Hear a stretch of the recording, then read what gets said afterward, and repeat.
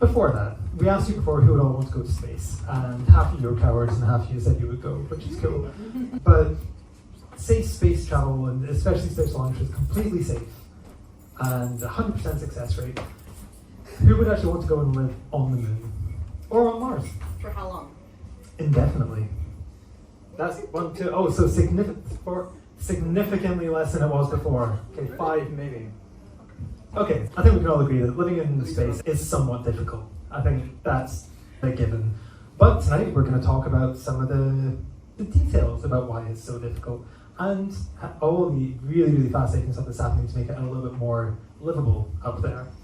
I'm going to let everybody introduce themselves, so you've obviously met Lily and I, but we're going to pass you over to Catherine and Daniel. Catherine, do you want to go first and do a quick introduction? Sure. Hi, everybody. My name is Dr. Catherine Rayo, but please just, if you find me around the bar after this, just call me Cat. I am the senior scientist for the Chief Scientist Office of NASA's Human Research Program. It's based out of Johnson Space Center. I'm lucky enough to live in DC, though I have the city life that I'm still living until they eventually convince me or blackmail me into moving back to Houston. But yeah, so essentially I am responsible for supporting the chief scientist's role in supporting research and kind of directed research in terms of everything and anything related to human research in space. Human factors and behavior performance, so that involves the design of internal habitats, crew behavioral performance and crew mental health, space radiation biology, human health countermeasures, so physiology, cardiology is actually our largest part of our program. We do bone health, exercise research, nutrition, and much more, which of course is very relevant to what we're doing with Daniel here. And then also we have exploration medical capabilities, so the development and design and testing of medical devices for space, how we treat certain types of medical challenges and diseases and potential injuries and other health issues in space. And also, of course, to implement them. Obviously, space is a wonderful environment where we can, in an ideal sense, test all of these things, particularly on the International Space Station or other commercial space flight opportunities. But essentially, we do a lot of analog research around the world. So a lot of extreme environments, underwater environments, and implementing that research for our science as well. I guess that concludes my description, so I'll pass this over to our wonderful Daniel.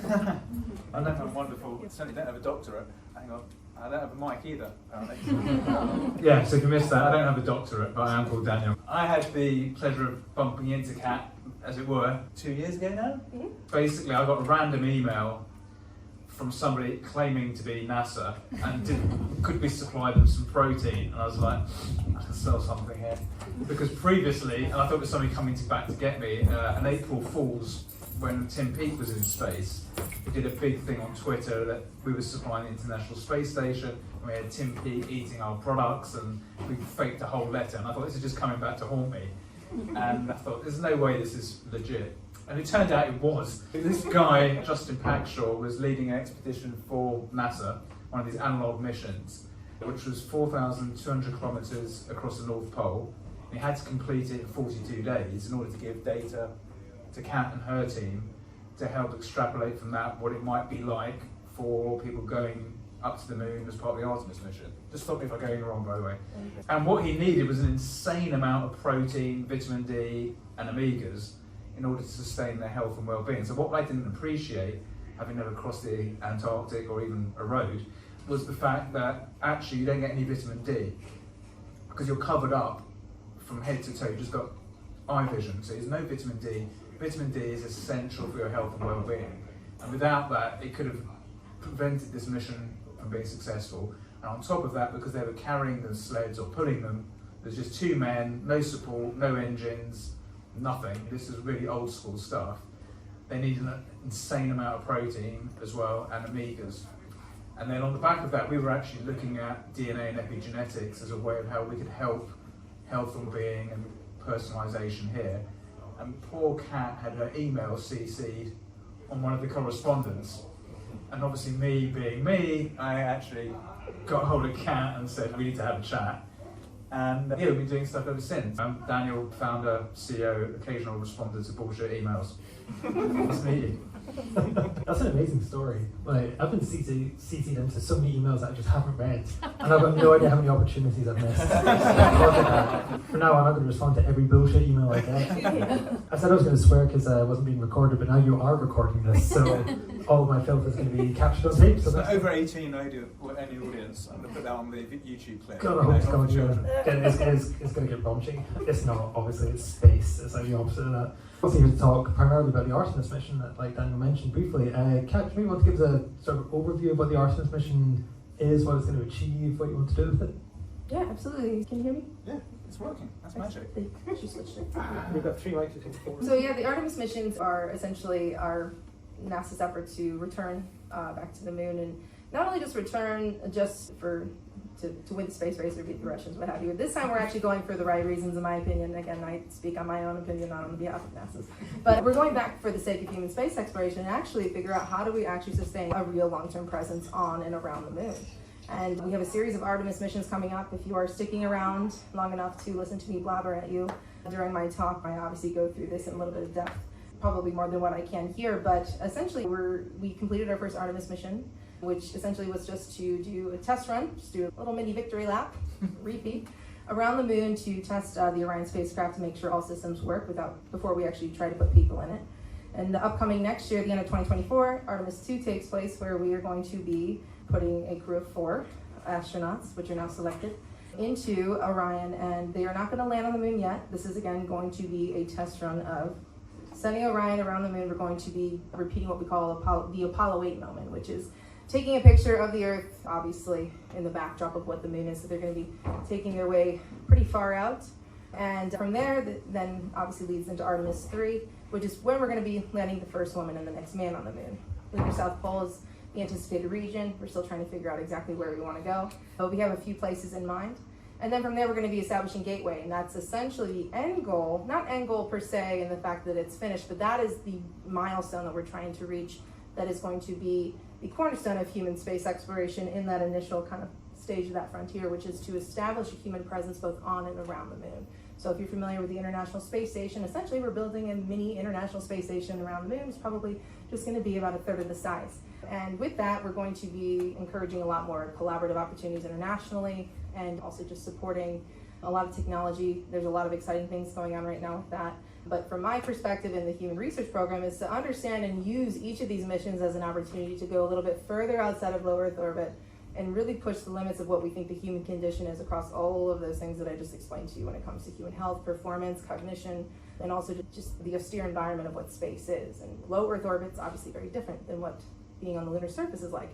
And also being in a cislunar orbit, or transversing around lunar orbit, is also going to be slightly different as well. And with that as a test bed, our ultimate end goal is Mars. Our goal as a program is to make sure astronauts can be the most independent they can be without relying on Earth. And the number one thing that astronauts do right now is we rely on mission control. Mission control, you communicate with them, they're a second away. We have people monitoring everything that's going on at Johnson Space Center 24 hours a day. We have an expert on every single system that sits in that control room, and obviously we rotate shifts.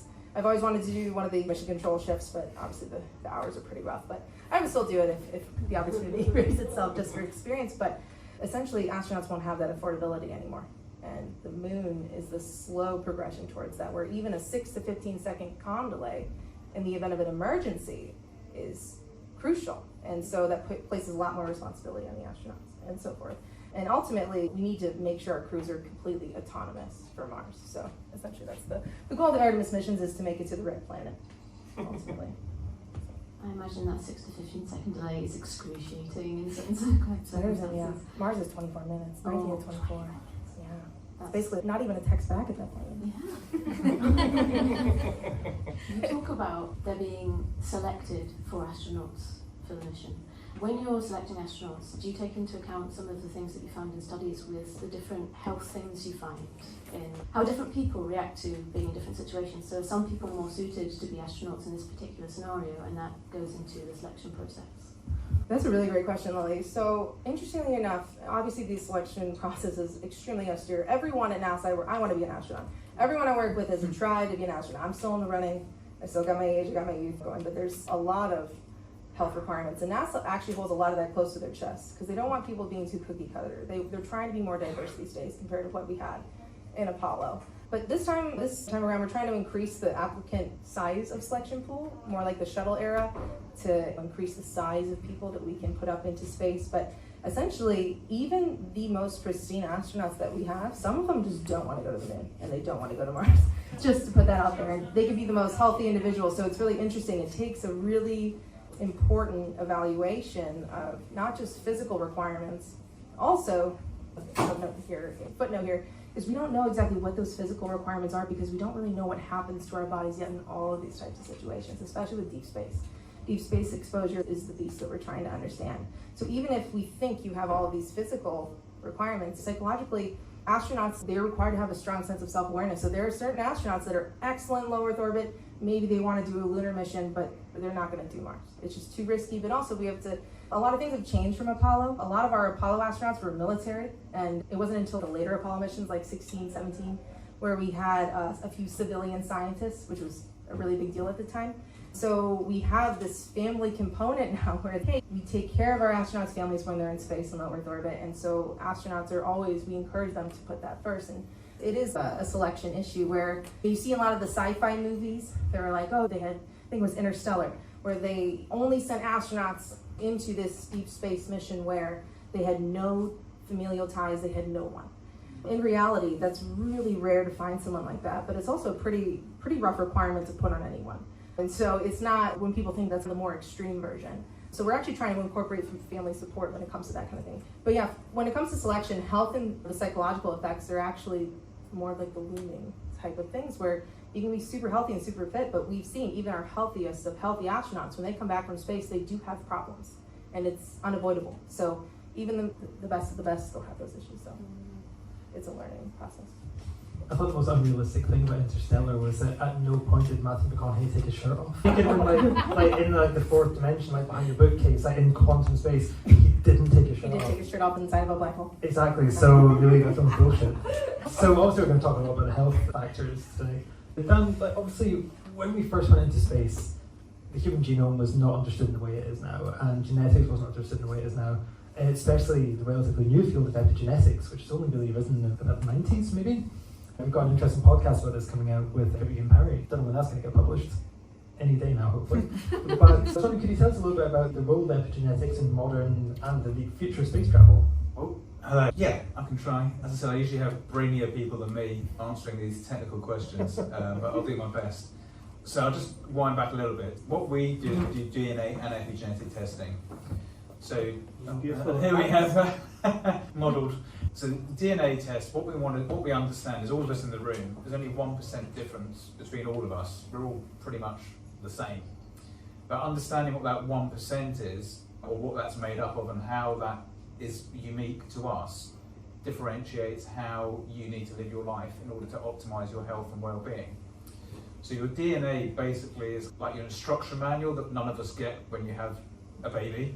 Going back to what you were saying. So forget chrysalises, you need DNA kits.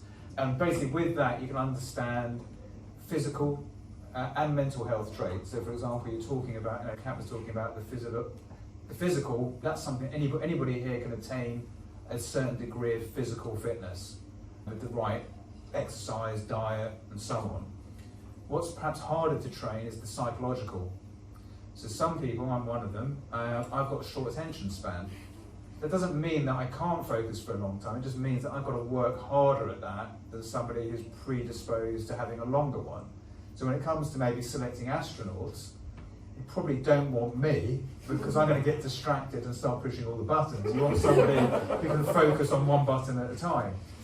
Equally, you probably don't want somebody who has got poor memory skills because again, lots of buttons, lots of things to remember. So what we potentially see is maybe this playing a role in helping, whether it's NASA or commercial space, identify the traits that you might be looking for, but without excluding anybody, because like I said, any of these things you can unteach or teach. So it just means that you're predisposed.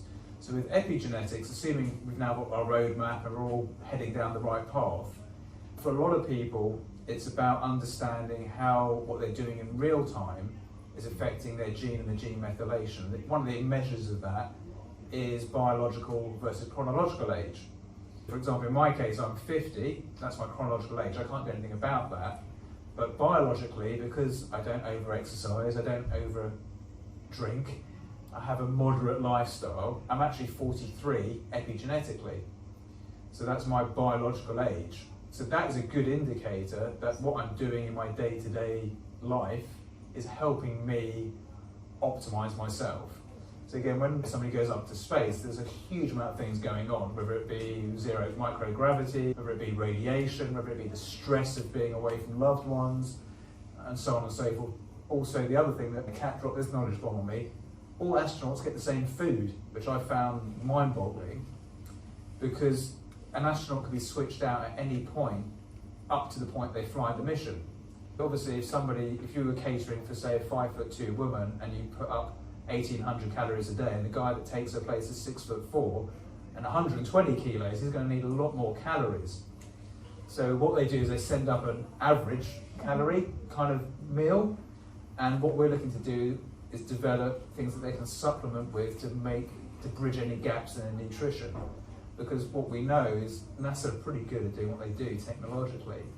So the biggest variable is the astronaut themselves, and as the communication becomes more difficult, so Mars, Moon, these delays, you need to put a lot more emphasis on the success of the mission being down to the individual astronaut, and anything that can be done to help optimize their health and being, whether that be physical or mental, is what we want to help make happen. That's our kind of small push into space, which has been facilitated by Kat and her colleagues. The controlled diet thing is very interesting, because I was reading about the twin study with Scott and Mark Kelly, and how there were some health outcomes that were worse for Scott, who was in space. Yeah. But some were better because he had a particular diet that had a lot of attention to nutrition and some attention to exercise and things like that, compared to someone living on Earth where they have temptations to drink or eat No pizza every McDonald's in day. space. Exactly right. Yeah. He maybe actually had better nutrition, and so some of his health outcomes improved. And so, even though the twin study was a really useful thing in so many ways, really interesting thing to read about, I recommend it for everyone. That is a really big difference between the two that maybe makes you lose sight of what space itself is doing in terms of radiation and the fluid pressure changes and things. You should take that one. Can you hear me? Sorry, it wasn't a question. No. Oh, okay, no, yeah, sorry. No, you can. You want me to? Yeah, Okay. sorry, I go was for gonna say it. it wasn't very good. No, I appreciate you bringing up the twin study. It's a pretty big milestone that we achieved, just because astronauts, it's funny, I've done a lot of research in the U.S. military. When we get participants, they always show up to participate in these things, but we call it being voluntold, not volunteer. So with our astronauts, they don't always have to participate in these things, and that's their human right to not. We do appreciate it, though, because there's such a small sample of people, and we were ecstatic when we had both Scott and Mark Kelly, who just happened to both be astronauts and happened to both be twins and have the same genome. So we had this really excellent case study. It was actually carried out in a collaboration with the Stanford Labs, Snyder Labs. And yeah, so it really showed us a lot of interesting developments, and it's interesting to bring up nutrition is one of them, because you are very much in an environment, and we do have an entire food lab that's dedicated to making astronauts food. And to Daniel's point, though, it originated back in the Skylab earlier era. It is like MRE type, just not very exciting or exquisite, and we do try to make meals more interesting now, but nothing beats having fresh food, bringing up fresh produce. It is a luxury up there, so we do try, and actually astronauts are trying to learn how to grow things in space, microgreens and other types of plants that are also oxygen producing as well, for obvious reasons. But yeah, when it comes to looking at that genomic comparison, there's obviously pluses and minuses between the two. But we're very lucky, and when we're looking into the future, onto the moon, we're very lucky in low Earth orbit because we're still inside the magnetosphere, so it protects us from a lot of fun stuff. You just gotta skip over those at Van Allen belts every 90 minutes or so, but other than that, we're pretty solid. So when it comes to those longer duration missions, we also won't be able to always provide an immediate resupply. So it's really easy for us to have planned and then backup planning missions to provide resupply to the ISS. When it comes to the moon, we're gonna have limited resupply options. And so actually on the moon, we're trying to figure out how to get astronauts to grow their own food, but again, there's certain things that are easier to grow in space. Does that mean it's gonna be comprehensive in terms of your diet? No, not at all. We actually even entertain the idea of 3D printing food in space. We really love that. Is anyone here have a 3D printer? Anyone? Okay, they're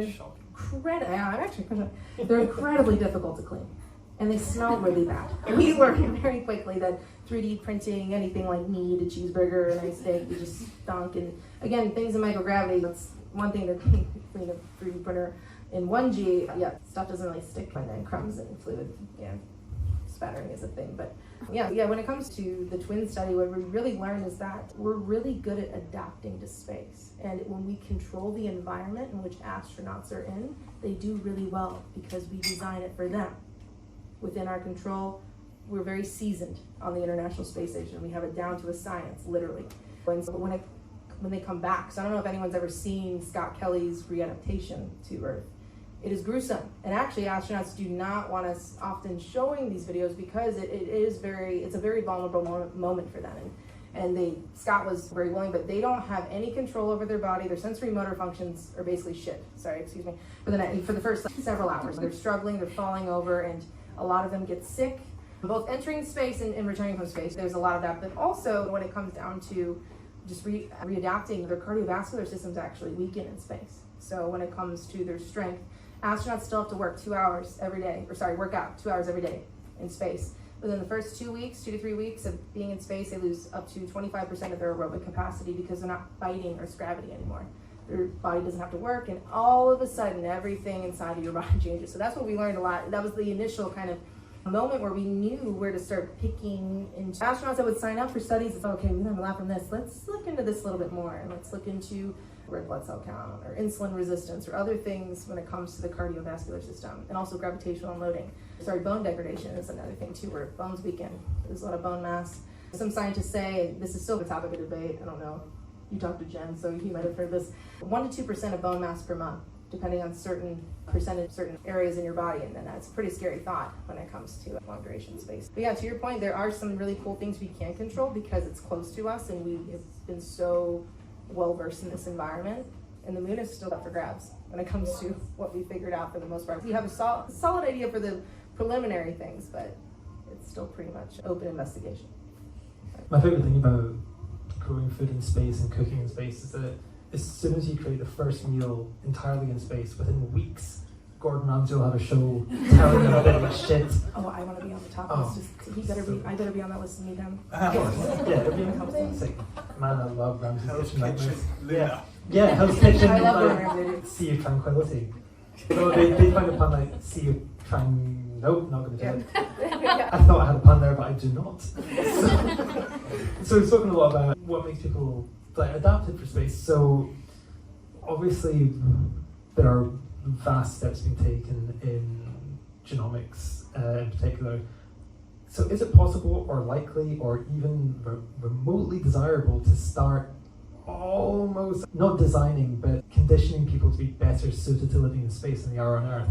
And if that is the case, what would be the best traits we could give them?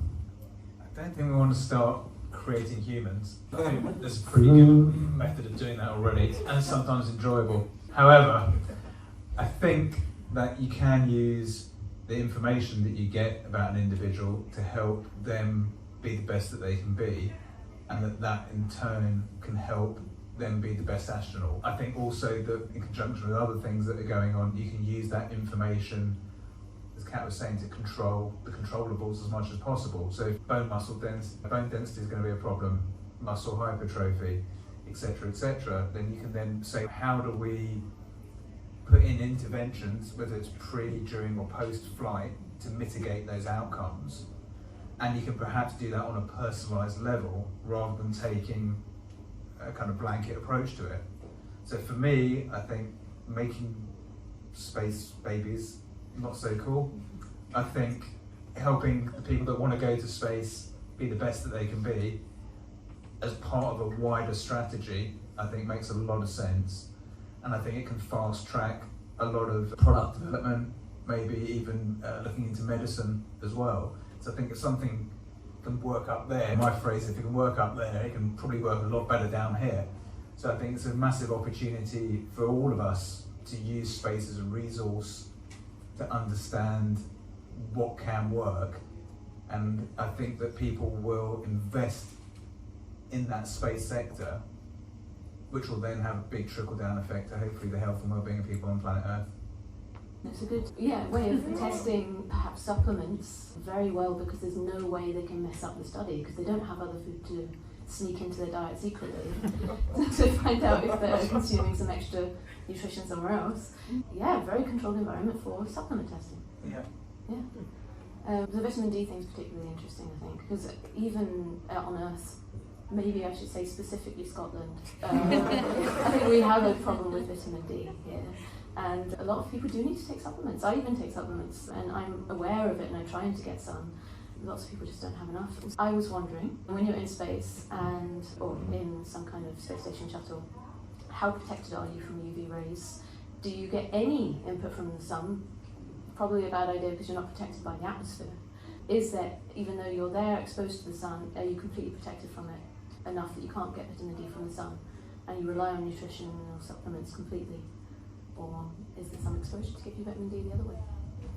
Essentially, it has to come through ingestible vitamins. The sun exposure in space is actually really fascinating on a number of levels, like why we should never, obviously it's not good to look at the sun now without protection. It's a lot worse when it comes to being in space. And so we have a good protection when it comes to EVA missions. The average spacesuit can cost anywhere from $20 to $40 million per suit. And it's designed that way for a reason, because it can protect against a lot of extreme radiation, but there is still always exposure. And we've documented, obviously, we have a lot of instruments on the ISS that track these different types of reading exposures, and we also take note of what astronauts tend to experience inside and also outside the space station. On EVAs, the ISS orbits the Earth every 90 minutes roughly. That's 90 minutes of the sun and 90 minutes of, essentially it's not the sun. You have this wonderful, intense environmental, and even with the best of the best in terms of technology and regulation systems inside the suit, astronauts still feel these extreme dips in temperature. And when it does happen, obviously we have our systems that kick in to create a very ambient type of environment, but when they just feel the temperature changes, they don't really necessarily, the radiation effects that people in astronauts typically feel, we don't experience, we don't understand. When it comes to getting an X-ray, what do they say? It's like the equivalent of eating a banana. Something silly like that. Don't quote me on that, but actually someone fact check that for me. I was actually just being misinformation. It was something about or eating so many bananas, I can't remember. But someone in the audience just stops eating their bananas. I guess the point I'm getting at is each astronaut actually has a number of days tied to so we do some genetic testing that essentially informs us as what are your risks or proclivity to getting cancer. That is a result of what we would consider to be obviously cosmic radiation. And each astronaut technically is given a different number. So you can get 600 days in space, you can get 180 days in space. And once you reach that point near the end, that's when your flight surgeon comes to you and you're like, okay, you should probably, are you okay with this? But here's the thing. It's not necessarily that that we're exposed to radiation all the time. So it just depends on the type. But in space, it's really hard to classify that because it's just so sporadic. And the intensity and the density of the different types of radiation, it's really not something that we're commonly exposed to down here. You have some scientists that have done research looking at mice where they're exposed to intense cosmic radiation bursts, and this was several years ago, and I'll get to a follow-on study after this, but essentially they were like, if astronauts are exposed to this, based on what these mice have produced sensory motor-wise, cognitive-wise, if astronauts were to go to Mars right now and get hit with a cosmic radiation burst, they would lose their cognitive capacity and essentially develop Alzheimer-type behaviors within 6 months. So yeah, that's pretty scary. We don't really have any shielding for that. But again, that was like worst case scenario. But looking into it, when you look at the odds, it's such a difficult kind of science. It's the paradox of being in science. But technically the odds are so slim, but do you really want to take that risk? Do we really know? But also as we're learning, especially with James Webb and things like that, we don't really know much about anything when it comes to space. When it comes to deep space, we're already changing our textbooks at this point. So when we're approaching like things like radiation and what that means, and in terms of vitamin D exposure, our Earth's atmosphere really benefits us because it can filter out not only a lot of the bad stuff, but also it allows us biologically, because we evolved here to absorb and actually get the benefits from the sun, where on the moon, on Mars, we really wouldn't have anything like that yet. On the topic of the cognitive impairments, and it also goes back to what you're saying about maybe levels of focus and memory, retention and things like that. I was reading something about some problems with when you're in space and gravity is different, possibly when you're on the moon as well, where there's some gravity but not the same. The way the fluid moves in your body is very different, and one of the things that can happen affects the eyes, but also the fluid pressure in the brain as well. Have there been some studies on how that can lead to cognitive impairments as well? Yeah, so we've done a lot of research on fluid shifts. We have learned a lot in terms of how it changes the anatomical structure of the eye. Obviously, when you're on the International Space Station in microgravity, all that fluid shifts upward. It goes all the way up into your brain, or with whatever cavities exist in your upper extremity. So if you have sinus problems, have had sinus surgery or rhinoplasty, sorry, you probably can't become an astronaut. Not because you're not smart enough to fly a spaceship, but essentially it's because of the fact that any slight obstruction in your sinusoidal cavities can create a lot of intracranial pressure, and we do not want that. We're actually trying to do a study right now. We funded a university, it's called telemetric ICP, or intracranial pressure. So essentially it's a very invasive type of study, but we really have a hard time even measuring the different types of ICP or intracranial pressure, especially in space. Usually when you deal with that kind of stuff, you have an MRI. Obviously we cannot put an MRI on the space station for obvious reasons, but a lot of astronauts don't even want to touch it because they're so scared of, one, that what if they find out something that makes me unqualified for a future mission, but also two, it's a very invasive type of study, and again, they always have the right to opt out. I'm not sure I would want to be involved with it either, but when it comes to cognition, astronauts, they go through a lot of sensory experiences when it comes to changes in taste, so they tend to crave saltier and spicier foods. All that fluid upshift makes your nose a little stuffy. If you've ever seen an astronaut's face on ISS and then pre or post, they do tend to have, they're so fit you can't really tell, but when you look at them long enough, it's okay, you can see that upward fluid shifts. And also the impact on the eyes. So when it comes to perceptual things, there's a lot to be said there in terms of anyone who's nearsighted or farsighted. When it comes to fluid shifts, if it pushes on an astronaut's eye in a certain way, you can come back with perfect vision, or you can come back with vision so bad you can never fly again. And it really just depends on the individual. But when it comes to cognition, a lot of fatigue, just a lot of brain fog. And so it's not necessarily always directed towards fluid shifts, but having disoriented vision and other sensory motor kind of changes, we adapt pretty quickly, but we're really good at adapting fast. But in terms of long-term cognition and things like that, fatigue, all of these different types of sensory motor things, it's interesting because returning to Earth is always a challenge. We always see that really big dip and decline and things like that. We're okay with it in space, and then we come back and then it's nope. But again, that's only for kind of short distance, long-term duration missions, but short distance relatively. So that could change though, obviously, as we've been thinking about. So the reaction time, I would say too, is another thing. Cognition, brain fog, reaction time tends to. If anyone's interested in the ocular parts that Kat just mentioned there, you can check out the podcast that we recorded. It's all about lunar psychophysics, and it's really interesting stuff. I didn't realize that your eyes went bananas when you go into space. Oh, yeah. Kat put it better than that, but it's essentially in the banana fields. So if anyone has listened to the podcast, you know that we usually start off trying to be a little bit specific, and then we just get into wild speculation because it's a lot more fun. So we're going to do that now. I'm going to start with you, Dan. Okay. Do you think that in our lifetime, through the sort of the optimization that you were discussing earlier, do you think it's going to be likely that working in space, whether that's near Earth orbit or on the Moon or on Mars, within the lifetimes of the people in this room, is going to become mundane? I don't think it'll ever be mundane. I think it's always going to be exciting. And I think the people that get to work there will probably be very lucky, if you like. It's not for me, personally. My daughter, on the other hand, would probably jump at the chance, if only to get away from her parents. But I don't think mundane is necessarily the word. I think it'll be common-ish place. I don't think it's going to be science fiction anymore. And I think that all the things that the NASA are doing and trying to, a lot of what they've been doing, whilst they haven't been on the moon, is problem solving how to get back to the moon. Which is why they've been quiet. I think they've been busy making stuff happen. And I think that is what we're going to see now. So you'll probably see this period whereby there's been seemingly nothing going on, and then all of a sudden there'll be like a burst of activity.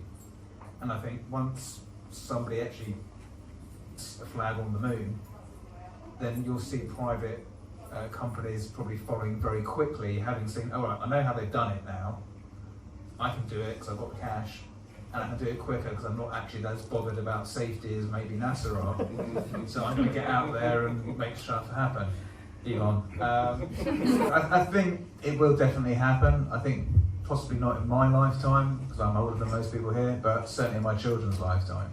And I think that it will then become the next step, whether it's Mars or beyond, will probably happen much quicker in relative terms than what's happened maybe in the last 40 or 50 years, is my opinion.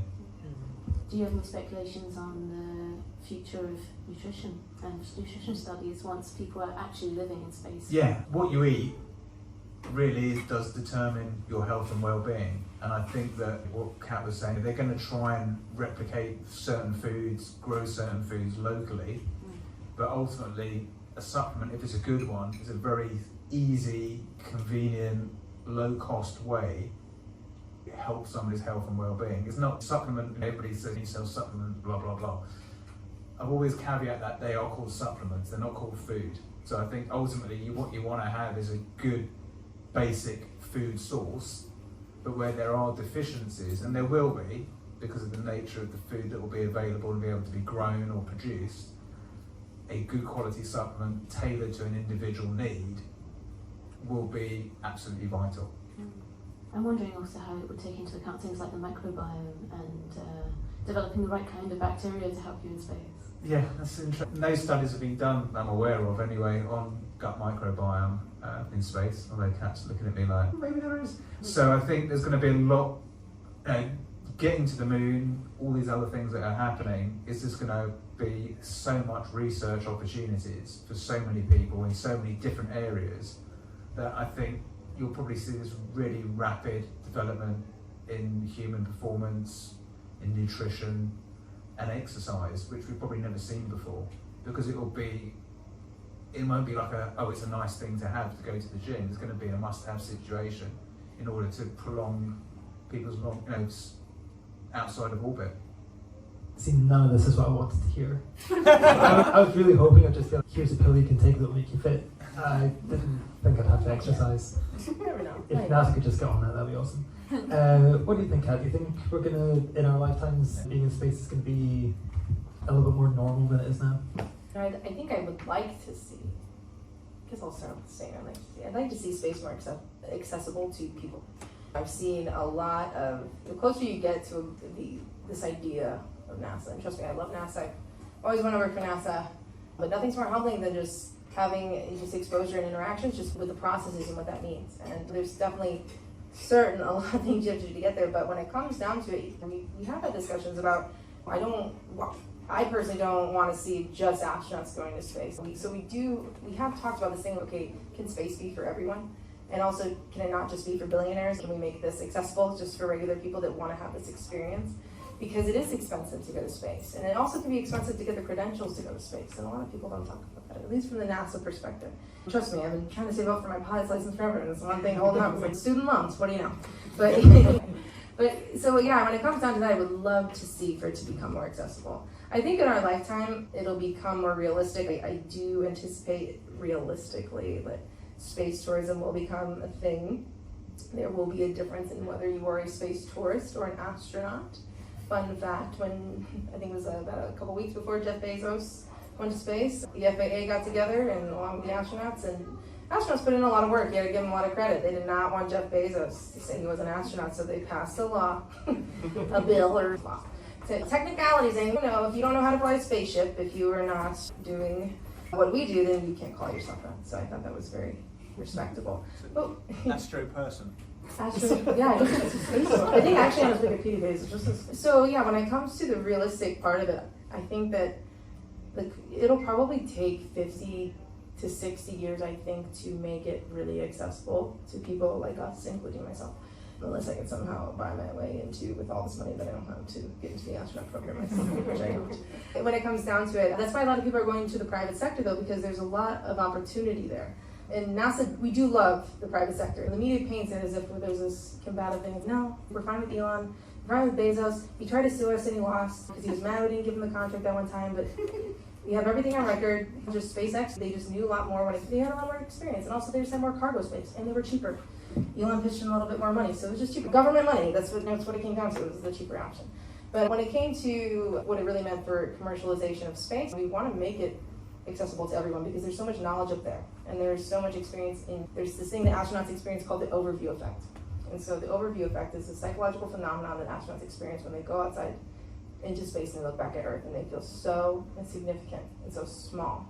And we share the International Space Station with other countries, and we get along seamlessly with all of them. There's a strong sense of camaraderie. They don't see borders, they don't see things when they look at Earth, and that's something that I would love to see personally, is the fact that it creates a sense of oneness, which is we are human before our borders are present. So when it comes to that, that's what I would like to see. And I do think that will bring people together. I would like to see that in our lifetime. I'm not exactly sure. You never know, but I would like to strive. If NASA promotes me, maybe I can, create a cool campaign or something for that to make it happen. But We'll start a petition. yeah, but so I think, to that effect, it's to make it more inclusive. Why is it that we only get the top 0.06%? That's the selection rate. That is the selection rate of becoming a NASA astronaut. It's even smaller for other countries. The European Space Agency, Canadian Space Agency, every other agency in the world. It's got people that want to become astronauts, you know? Probably a couple. Yeah. There's one Scottish astronaut. There's I one. think. We need more. I would argue, yeah. So yeah, but I think that was probably what I'd say. That's what I think that's what NASA's ideal goal would be. If I would get the overview effect and feel insignificant, I just have to call my mother. After minutes, I just feel like such a tiny piece of shit. So I just know that my mum doesn't come to any of these things, so I can absolutely talk trash about it. She's actually... YouTube, Gordon. Sorry, Mum. No, she's not, but she's a lovely one. She's actually really nice. Speaking about people going into space and being mundane, has anyone read the books of Cixin Liu, who wrote The Three-Body Problem? See one nodding head. Anyone else? I'm not going to do this story then, because nobody's read it. Anyway, there's just a really good story about how a window cleaner who did high-rise skyscrapers in Shanghai ended up being a window cleaner on space stations because they had to keep all the solar panels clean, and he would drive a little kind of Zamboni thing around. And it was a really beautiful story, and it was about how in somebody's lifetime they could go from what is considered a very mundane job here to what we would now consider a completely sci-fi, ridiculous thing as space window cleaner. So that's really cool. So it feels like we're through a bit of a renaissance right now in terms of interest in space between the Artemis missions and the James Webb Space Telescope. It feels a little bit more like the 50s and 60s when the Apollo missions were happening. You've got Biden who's out there doing the James Webb Space Telescope initial press conferences. He didn't have that for the last couple of decades. I feel like there's going to be this big interest, and it's hopefully going to inspire the next generation of young people to get into STEM subjects, to get into space, to want to be astronauts. What do you think it's going to be that will really inspire folk to take that next step? Do you think it's going to be when people land on the moon? Do you think it's going to be when we get to Mars? Or do you think it's already happened? Do you think we need to do anything else? I've got a daughter who actually on one of the first calls with Kat, I got her to come and sit in because she's fascinated and she's into the whole space thing and she's very good at maths, and I'm very proud of her because I can't even add up. And I do think that space is sexy, and we all love sci-fi movies, probably for a reason. And I think that anything that inspires people to want to do those subjects, which ultimately we're all going to be jobless with AI anyway, so we're going to have to do something really special. We'll talk about that. In the next 20 years anyway. And I think that certainly landing on the moon will definitely create a huge ripple effect. I think we saw that in the 60s, that people threw themselves into that, and I think that will continue. And I think that, as I said earlier, I'm very lucky. I've been on a few accelerators of the UK Space Agency, and the amount of really talented, amazingly bright people who are now, instead of going into other computer type stuff, are now going into the space sector and looking for amazing things. There was one lady, she's looking to work out a way of helping cure cancer, and she's looking into space as a means of doing that. I just think that the opportunities are boundless, and I think that the human condition is we want to push ourselves and to the limit and try different things, and I think that anything that encourages that and stops us being so myopic is great. What's the question? No, perfectly. Yeah. Do you have anything with that? Try. It was a really good answer. No, I agree with everything that Daniel said. Yeah, looking into that in terms of what it could change is, I know that at least from the NASA perspective is they want to create more jobs and opportunity for those jobs. I know from my personal perspective, there's a lot more that needs to go into that, because it's not just creating jobs like you will on the ground. There's a lot of training and requirements and things like that. I would love to see it become more mainstream. And honestly, I would be a window cleaner. I would be a plumber on the ISS. And actually, fun fact, astronauts all need to know how to fix a toilet. So if you're good at fixing a toilet, I'm not kidding. That thing breaks every other week. And if your toilet on the side of your country's, the US side, if our toilet breaks, we actually have to call down to Star City in Russia, or at least talk to one of the cosmonauts in order to go over and use their toilet. But when it comes to things like that, it is rough. And that is one thing about media and things, everything's really glamorized, and it's really not the case. And I learned a lot about that. Everyone loves the idea of going to space.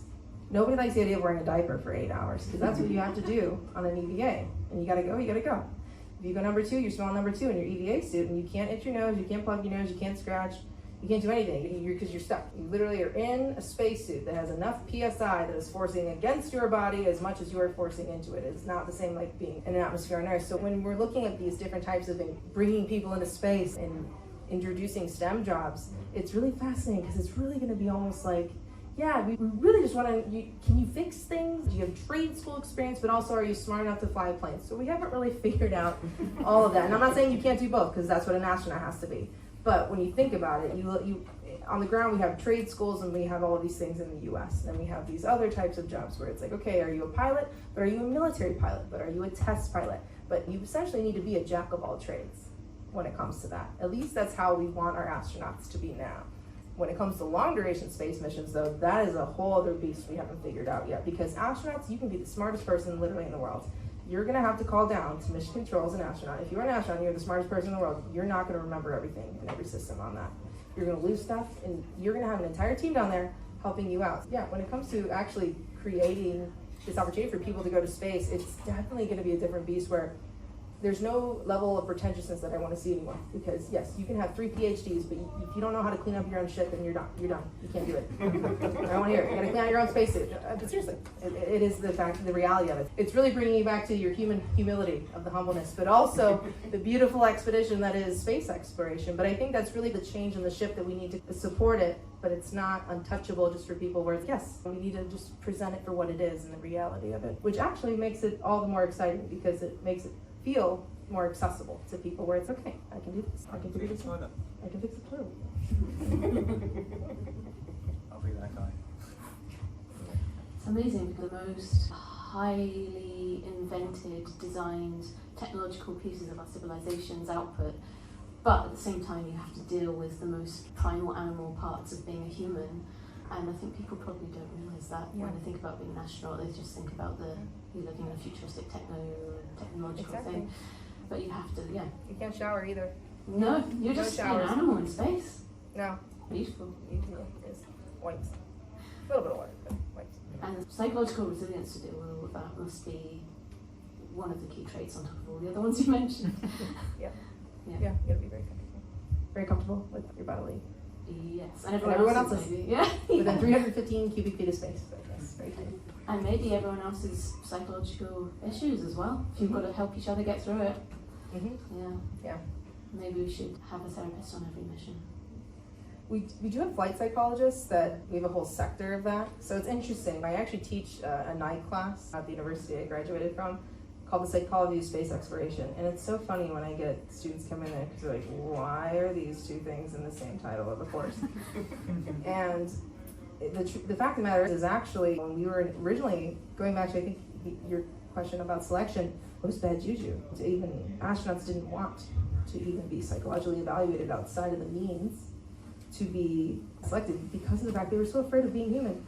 Even if you are the most mentally healthy individual, if you're stuck inside a room or a spacecraft, you're gonna have these breaks. And so the humanness has really evolved as well, where it's okay, we're finally meeting us where we're at, where it's like the strength in us getting to space and being able to sustain a presence and supporting our future generations in space is embracing all of that as what is being a human, which is we have amazing capabilities to do all these things, but we also have a lot of psychological needs when it comes to dealing with that too. So we're actually looking into we've been looking at AI actually for like monitoring interactions on spacecraft to predict or mitigate intentions, conflict resolution. It's very preliminary at this point, but astronauts, they don't really like cameras on 24/7, so that's what we're dealing with right now, which also respect invasion of privacy. So we're looking into that in terms of we can't have a flight surgeon or psychologist on every mission per se, but having that support is vital.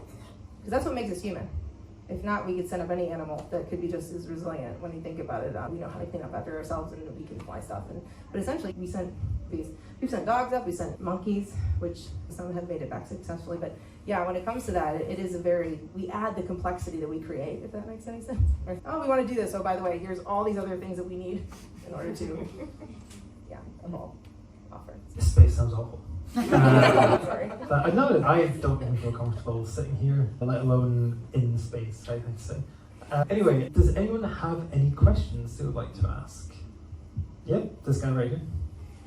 Yeah, really interesting. Thanks for sharing. I'm really curious now. You talked about all the challenges of sending humans to these places. What's the opportunity to use robots to support or augment or even replace humans on these initial missions to create a habitable space? That's a great question. So, yeah, when we send these robots on these missions, we have some really successful rovers that have done a lot of great things.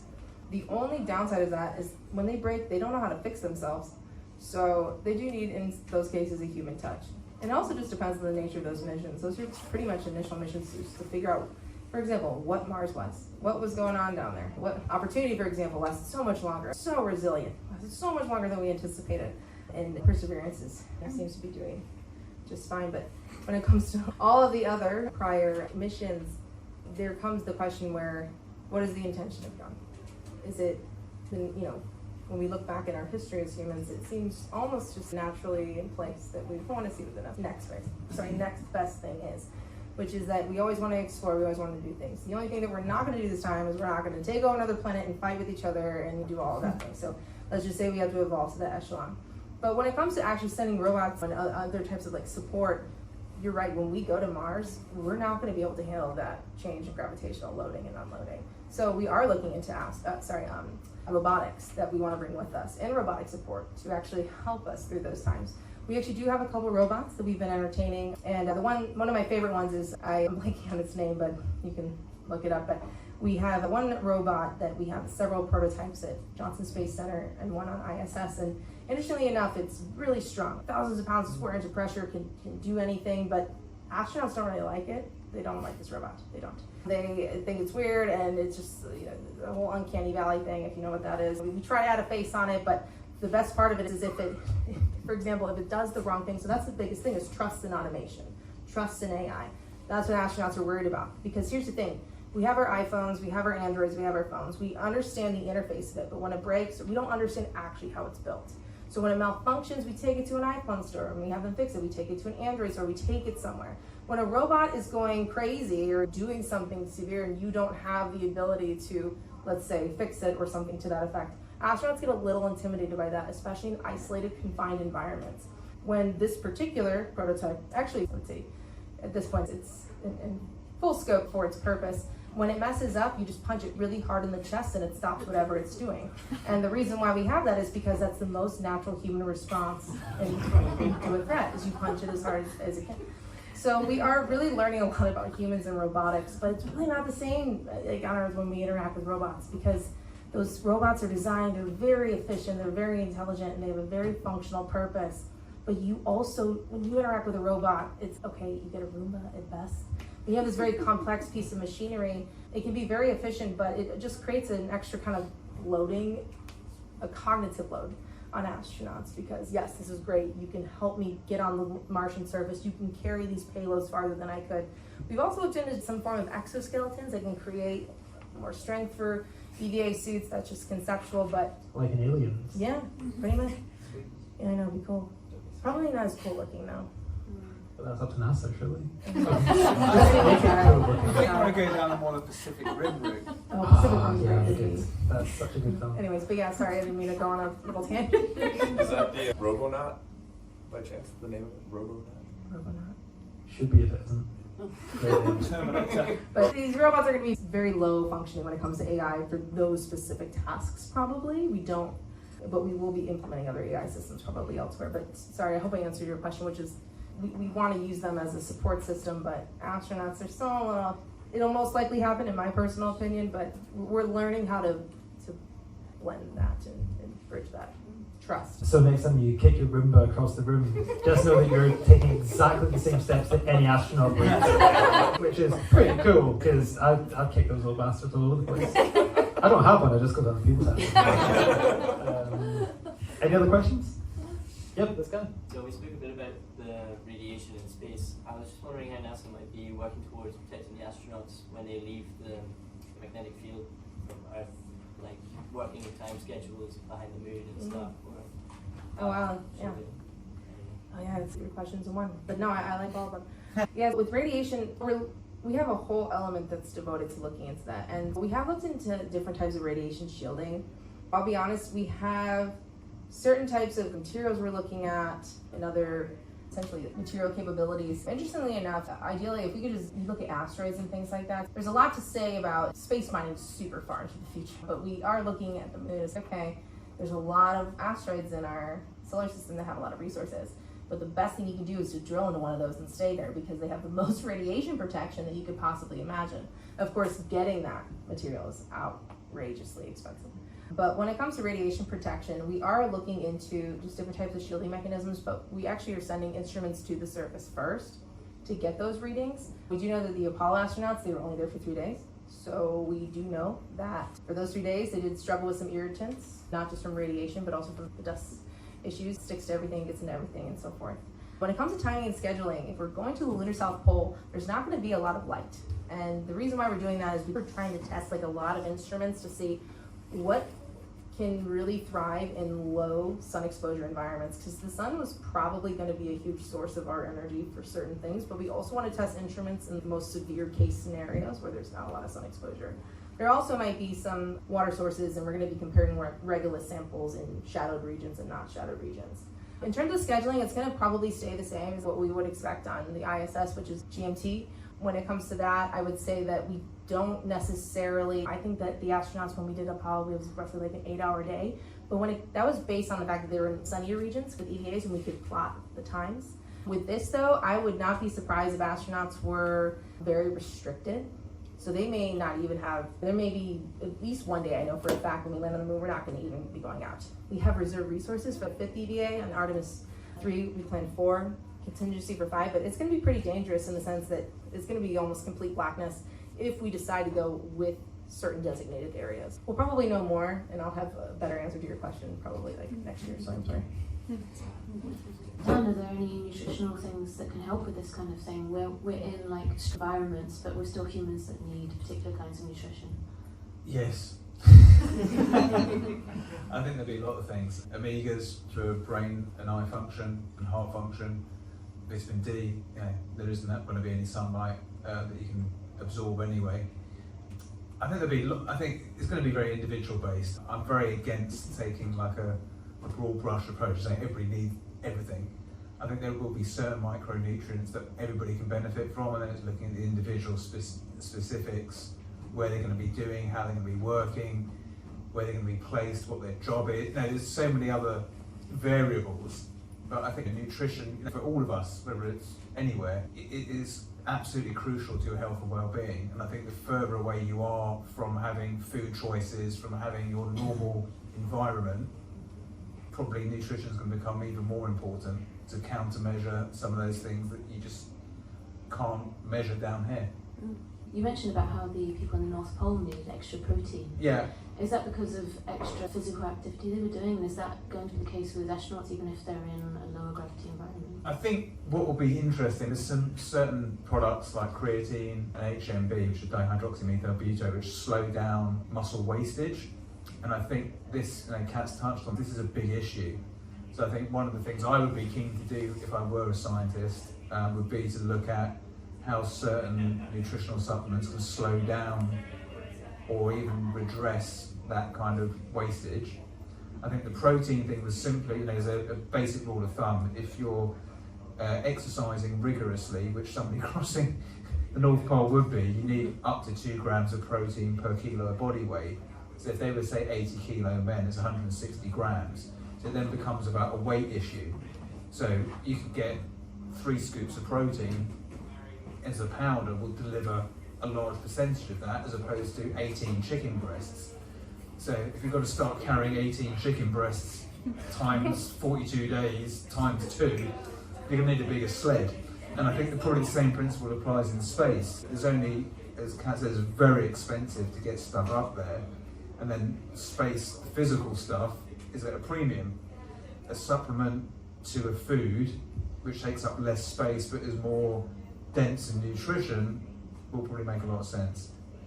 I think it's really interesting that we're talking about all the optimization of these sort of things. But if you talk about sending people to a cold, harsh, awful part of the universe, the Scots are surely like, send ahead of you. Yeah, it's like, I'm pretty sure you can just send any Scottish person up to the moon. Just have pull them in with a pizza crunch and it'll last for a week. It'll be fine. It's just, we live on garbage. Did anyone have a question an answer to the banana question about the... It's 1% and you need 100 bananas at BED, and then which is equivalent, so basically to have radiation from a nuclear plant is 2,500 BED, and a banana you need 100 to get to 1 BED. Okay, so if you need Hello, banana. 25,000 bananas Pretty much. To have before you become Chernobyl. I think if you eat 25,000 bananas, you're going to reach a lot of stages before Chernobyl. It's going to be like not great. Nobody's having a good time at that point. After 25,000 bananas. You need to check out Brazil nuts because I think they're quite bad as well. Oh yeah. Are Brazil nuts radioactive? What do we all think those radioactive food is? I think it may be Brazil nuts. Stuff that's grown in I remember Chernobyl. that. I think Yeah, exactly. Yeah. I mean, I'm surprised nobody said chicken nuggets because have you seen those things? Like those, they glow in the dark. Like it's. I think Sarah's looking this up. Yeah. Let's all look at Sarah. Oh, the pressure.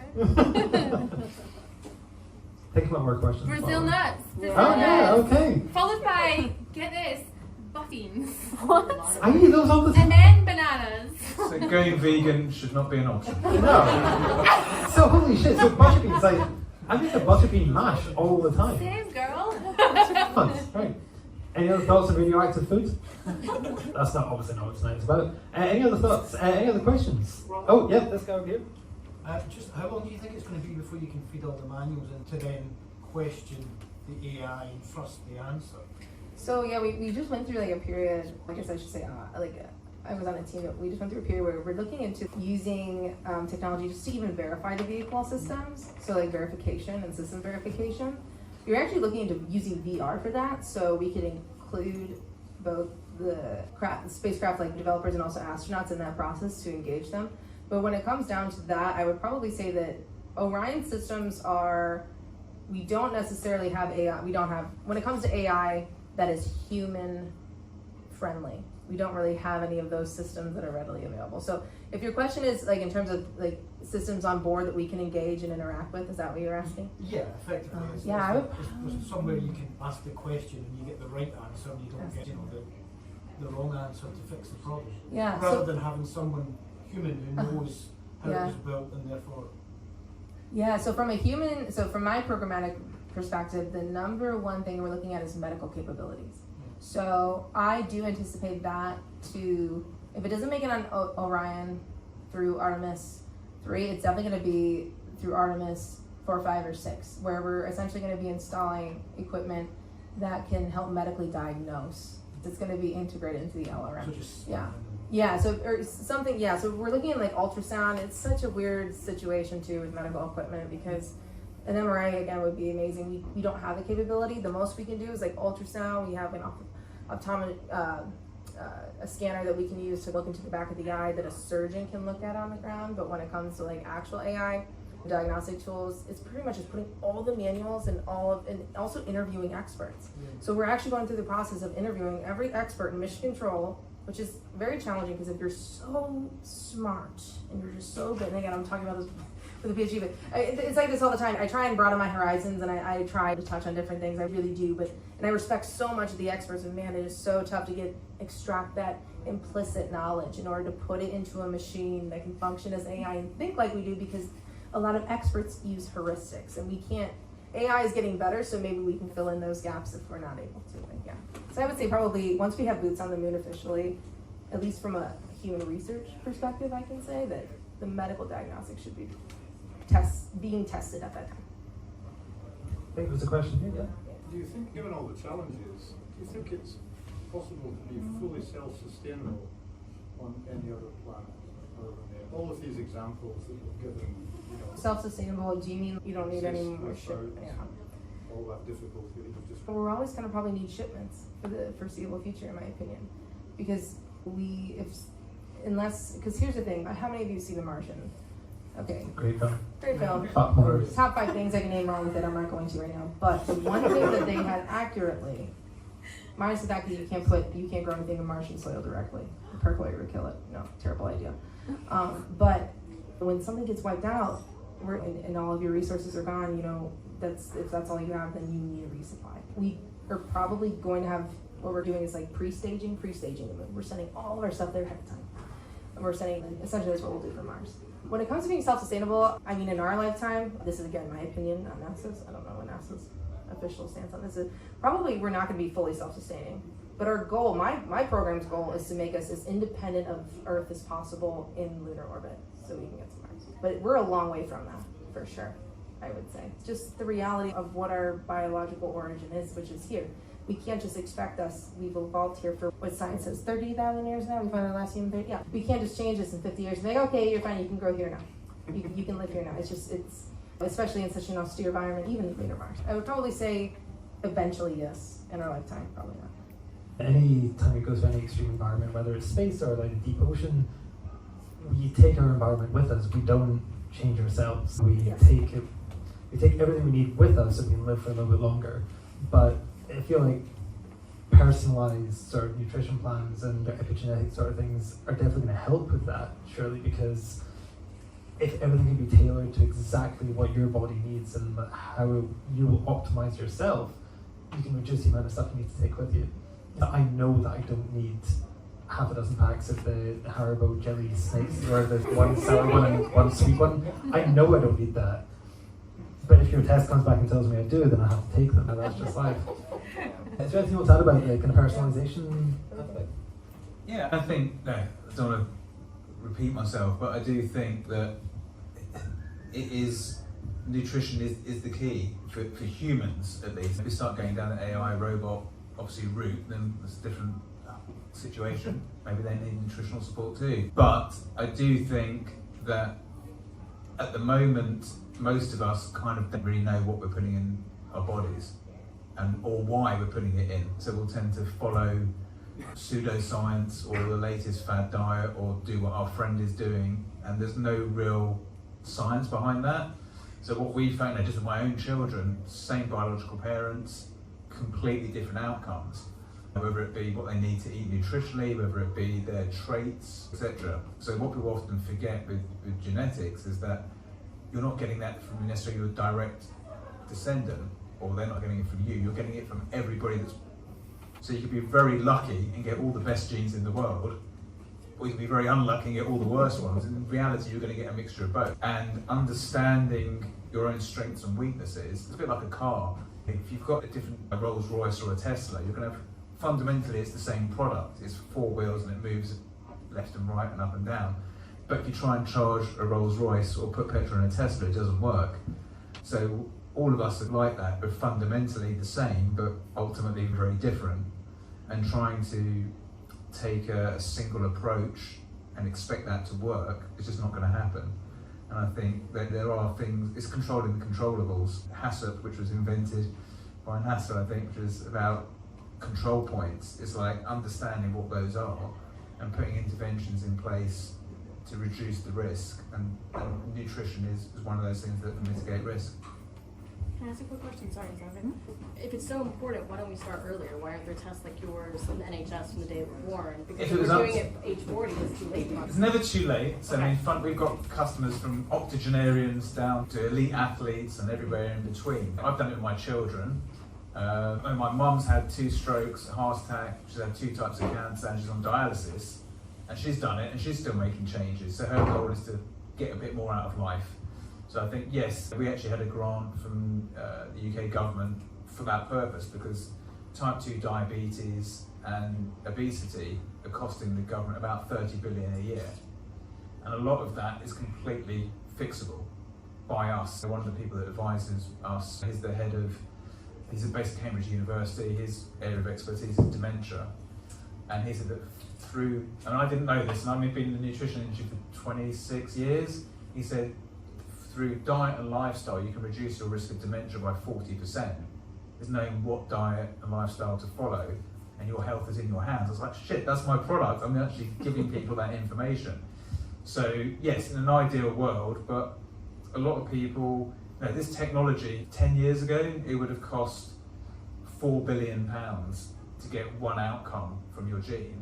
We've now effectively taken what was, you can now get for £149, you can get your whole lot. So it's about accessibility, it's about also understanding. So a lot of companies that perhaps did DNA before were giving you information that wasn't usable. So there's no point having an outcome without an action. So that's what we've really focused on over the last 5 years, is creating something that's got usable information that can actually change people's lives. And yes, your DNA never changes from the day you're conceived to the day you die, so it's never too late, but obviously the earlier you understand what you as an individual need, the quicker that you can adapt and make changes and live longer and healthier. I think that's a really beautiful and optimistic note to end on. Thank you all so much for being here. This has been absolutely fascinating. Huge thank you to Kat and Dan for being here, and passing all of the knowledge. Big hand for them. Before we sign off, obviously this is part of the Datafest Fringe, which means that Data Summit is coming up. That's happening on Thursday and Friday this week at the EICC. Because I don't think any of my bosses are here, if anybody would like a ticket to that, just come and ask me afterwards and I'll sort that out. But we're just really looking forward to seeing everybody there, and it's going to be a great event, and you can see Kat talk a lot more about all this kind of topic. Plus a really cool video from NASA. The Artemis video is like really beautifully animated. I got another secret video there as a surprise. Oh, we should go secret video, everybody. Secret video, folks, come on. No, it's not that secret. I ain't got it.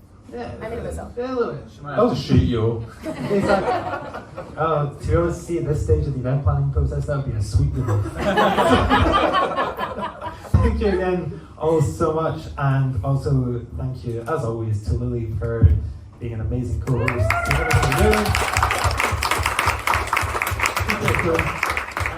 And if you want to learn more about all this kind of stuff, you can check out the Datafest podcast, which is called The Last Question, and look up the Datafest website. And these are all Googleable, you can find them. But if you want to chat to us, we're probably going to be propping up the bar for a little while. See you all soon. Thanks and good night.